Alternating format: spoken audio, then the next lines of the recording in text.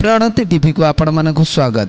आज मुख्य खबर गंजाम जिला स्तरीय विश्व दिव्यांग दिवस जिला सदर महकुमा छत्रपुर मुख्य स्टाडियम रे शनिवार संध्यारे समाहित हो जाइछि। एही कार्यक्रम रे गंजाम जिलार सीआरसीसी बीआरसीसी समस्त बीओ जिलार समस्त गोष्ठी संबल शिक्षक शिक्षयित्री परामर्शदाता जिलार बहु शिक्षा विभाग अधिकारी प्रमुख जोग देइथिले। समग्र गंजाम जिलार विभिन्न प्रांतरू भिन्नक्षम छात्र छात्री जोग देई प्रतिभा विकास कार्यक्रम रे अंशग्रहण करथिले। जिलार विद्यालय स्तरीय छात्र छात्री मानक द्वारा सांस्कृतिक कार्यक्रम परिवेशन शिक्षा भित्तिक प्रदर्शनी स्टॉल मान खोला जाई ज्ञानर जागरण सृष्टि करा जाइथिला।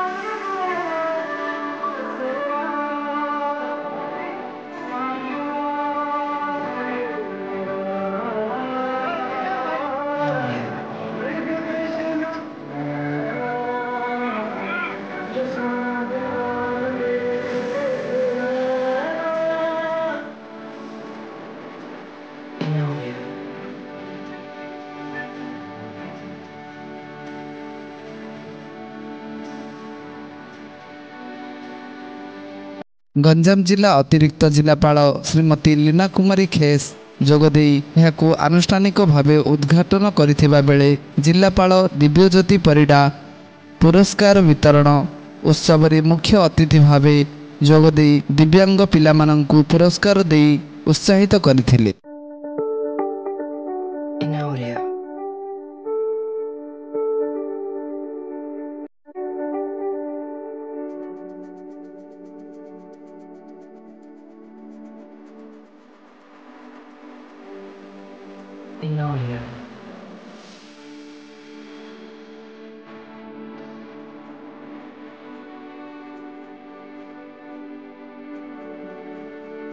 एवं दिव्यांग पिला माननकू ट्राई साइकेल विभिन्न उपकरण वितरण करथिले।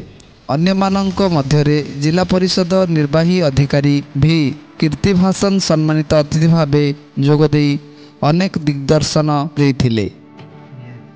जिला सहरांचल प्रकल्प निर्देशक सचिदानंद नायक जिला मंगल अधिकारी परीक्षित दास जिला शिक्षाधिकारी श्रीमती विनीता सेनापति छत्रपुर हेडक्वार्टर बीओ सीताराम पात्र प्रमुख बहु पदाधिकारी गण्यमान्य अतिथि जोग देथिले। समग्र शिक्षाभियान कार्यालयर अर्थ परामर्शदाता मधुसूदन परिडा अंतर्निर्देशी शिक्षा संयोजक तपन कुमार साहू प्रमुख एही कार्यक्रम को सक्रिय परिचालना करथिले।